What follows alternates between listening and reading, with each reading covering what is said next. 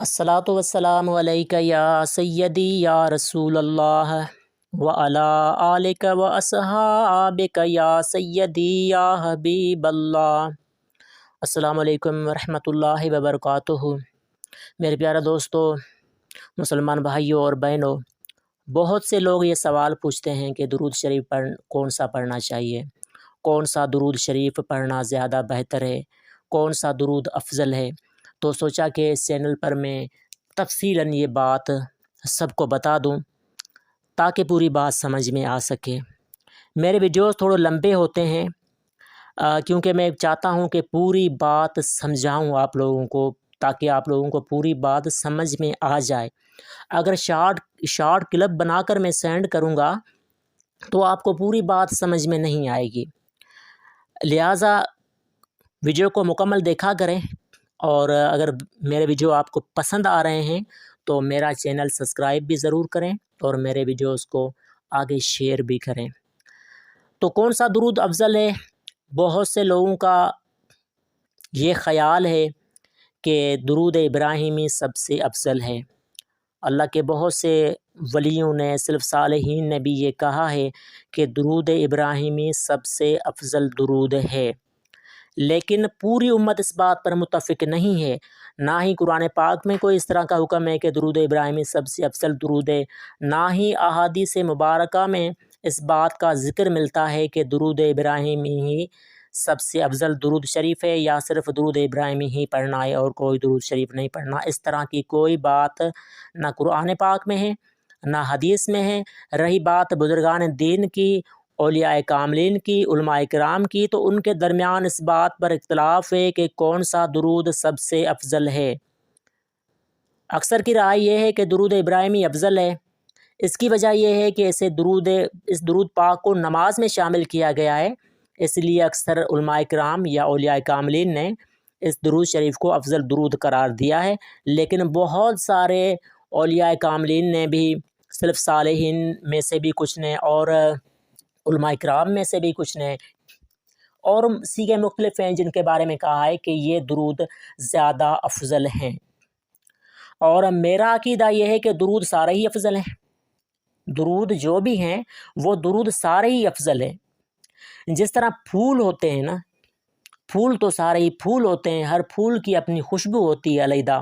اسی طرح درود سارے ہی درود ہیں، ہر درود شریف کی اپنی خوشبو ہے، اپنا نور ہے، اپنی برکات ہیں، اپنے ثمرات ہیں۔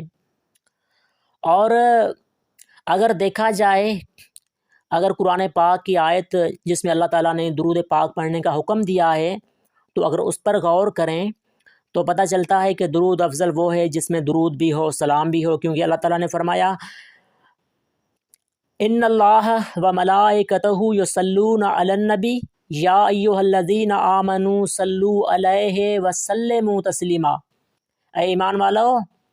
تم بھی میرے نبی پر درود اور خوب سلام بھیجا کرو۔ تو یہاں سے یہ بات ثابت ہوتی ہے کہ درود یعنی کہ صرف درود نہیں پڑھنے کا حکم دیا گیا، بلکہ ہمیں سلام پڑھنے کا بھی حکم رب ذوالجلال نے قرآن پاک میں دیا ہے، اور درود ابراہیمی میں سلام شامل نہیں ہے۔ اور درود ابراہیمی کو نماز میں اس لیے شامل کیا گیا ہے کہ نماز میں ہم پہلے اتحیات میں السلام علیک ایھا النبی ورحمۃ اللہ وبرکاتہ پڑھتے ہیں، یعنی کہ سلام ہو گیا، اس کے بعد صرف درود پڑھنا ہے تو پھر درود ابراہیمی پڑھا جاتا ہے۔ لیکن عام روٹین میں درود ابراہیمی کے ساتھ ایسے صیغے بھی ضرور پڑھنے چاہیے جن میں سلام شامل ہو،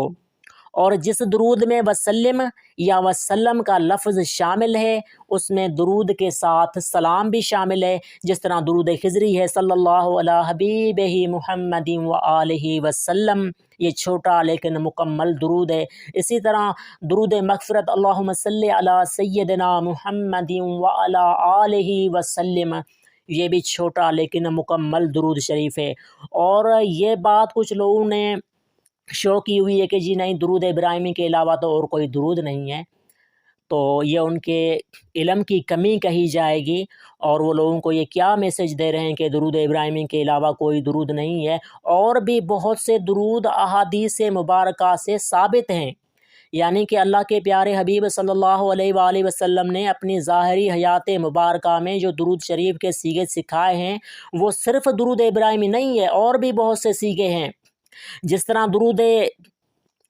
صدقہ جس کو کہتے ہیں اللہم صلی علی سیدنا محمد عبدک و رسولک و صلی علی المؤمنین والمؤمنات والمسلمین والمسلمات، یہ صحیح حدیث سے ثابت ہے۔ اور اسی طرح جو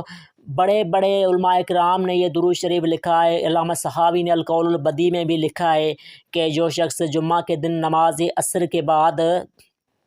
یہ درود شریف 80 مرتبہ پڑھے تو اس کی 80 سال کے گناہ معاف ہوتے ہیں، اور 80 سال کی عبادت کا اسے ثواب دیا جاتا ہے۔ تو وہ درود ابراہیمی نہیں ہے، بلکہ وہ یہ الفاظ اللہم صلی علی سیدنا محمد النبی الامی وعلی آلہ وسلم تسلیما۔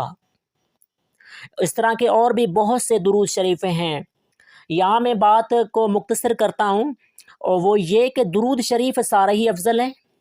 اور زیادہ بہتر ہے کہ درود شریف کے ایسے صیغے پڑھا کریں جن میں وسلم یا وسلم کا لفظ شامل ہو، تاکہ درود کے ساتھ سلام بھی شامل ہو جائے، کیونکہ اللہ تعالیٰ نے ہمیں یہ حکم فرمایا ہے کہ درود کے ساتھ سلام بھی بھیجا کریں میرے حبیب صلی اللہ علیہ وآلہ وسلم پر۔ تو اس چینل پر کیونکہ میں انشاءاللہ تعالیٰ آپ کو کوئی ایک درود شریف کے حوالے سے نہیں بتاؤں گا، بلکہ یہاں بہت سے درود شریف کے صیغے انشاءاللہ تعالیٰ اور ان کی ڈیٹیل، ان کے فضائل، ان کے فوائد میں آپ کو سکھاؤں گا۔ اس لیے سوچا کہ سب سے پہلے میں آپ کو یہ بات سمجھا دوں تاکہ آپ کا ذہن کلیئر ہو جائے کہ صرف درود ابراہیمی درود نہیں ہے، اور بھی سارے ہی درود شریف ہیں۔ ایک درود شریف وہ ہیں جو اللہ کے نبی نے اپنی ظاہری حیات طیبہ میں سکھائے ہیں، اور درود شریف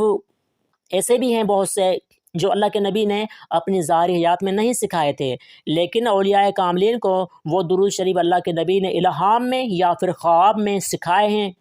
اور اللہ کے نبی صلی اللہ علیہ وآلہ وسلم نے خود فرمایا کہ جس نے خواب میں مجھے دیکھا اس نے تحقیق مجھے ہی دیکھا۔ تو معلوم ہوا کہ اللہ کے نبی صلی اللہ علیہ وآلہ وسلم نے اگر کسی کو خواب میں آ کر درود شریف سکھایا ہے تو اس بات میں کوئی شک نہیں کہ وہ اللہ کے نبی تھے خواب میں، تو جو درود سکھایا تو اس درود میں بھی کوئی شک نہیں ہے، وہ درود ہی ہے۔ جس طرح درود تنجینا، درود حل المشکلات، اس طرح کے بہت سے درود شریف ہیں جو اللہ کے نبی صلی اللہ علیہ وآلہ وسلم نے مشکلات کے حل کے لیے